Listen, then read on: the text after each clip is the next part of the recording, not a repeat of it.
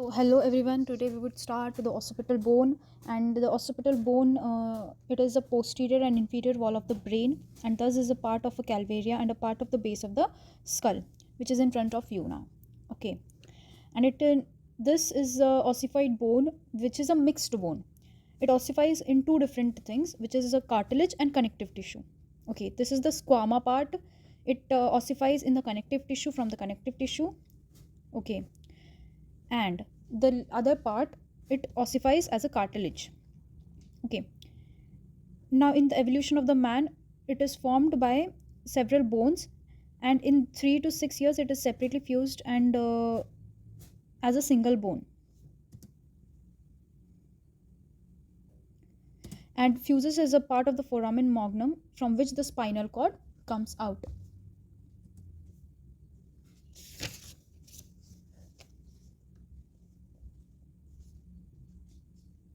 So this was the external part of the occipital bone.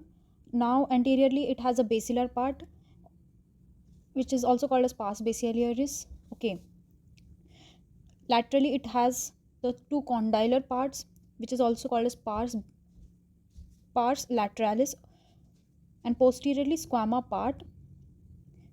Okay, now the squama part of the occipital bone, it is a membranous bone, is a shape like a plate. It is round improperly and a convex externally. The concave internal surface, see, this is the external surface, which is a concave, and attachment of the muscles are there, which I would tell next, like in further videos. I would explain the muscles detailedly, but for now I would tell the attachment of the muscles at the end of the bone. Okay, now this is the external occipital protuberance. Okay, here the ossification start. This is the site of the ossification, and a curved superior nuchal line is there. This is the superior nuchal line, which is a curved, okay, which passes laterally from the protuberance on each side, and less conspicuous is the highest nuchal line. Okay, this is the inferior nuchal line, which is below the superior nuchal line. Now from the protuberance there is a external occipital crest, which take down towards the foramen magnum. Now this inferior nuchal lines, which passes laterally from the midline of the crest. Okay, this was the posterior side of the occipital bone. Now we would look to the anterior side of the occipital bone. Now this is the internal occipital protuberance at the site of intersection. Okay, now this is the internal occipital crest, which has a transverse crest. Both halves has a transverse crest. See, this is the ridge kind of, which has a both sided transverse crest. Okay, now we would see the lateral parts of which contributes to the union of the skull with the spine, and this here it is seen, see, from the occipital condylar canal, and also the occipital condyles, which connects fossa. Okay, this is the condylar canal, and the fossa is there, which is shown. Now the jugular process would laterally to the condyles and is homologous with the transverse process of the vertebrae. Jugular process is the homologous of the transverse process of the vertebrae. Okay, and where jugular process is situated, it is laterally to the condyles. The sigmoid groove. Okay, now the basilar part, which fuses with the sphenoid bone by the age of 18 to form a single bone in the center of the cranial base. Now there is also sloping clavus, which fuses two parts and is located at the superior surface of the bone, and where the medulla oblongata is lodges.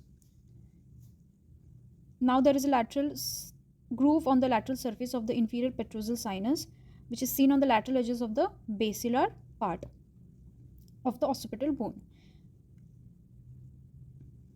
Okay, now next, on the inferior surface, which is a component of superior pharyngeal wall, carries a pharyngeal tubercle, which is a fibrous capsules of the pharynx attached, which is also called as tuberculum pharyngeum.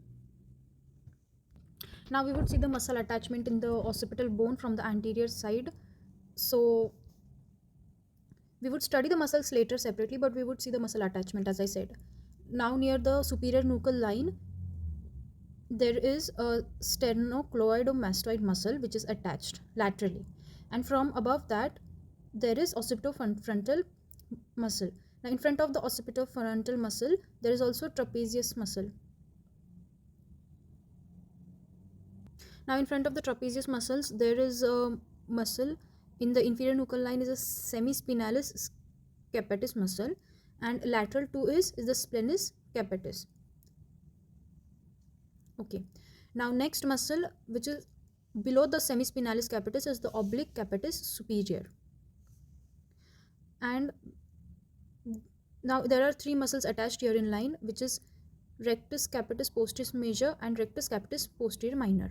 Okay, and here there is a small muscle which is rectus capitis lateralis and the rectus capitis anterior. Now the same side, same muscles would be attached, and rectus capitis muscle. Okay, near the basilar part is a longus capitis muscle in between the basilar part and clevus, and near that there is a pharyngeal superior constrictor. Okay, and behind that is the rectus capitis anterior.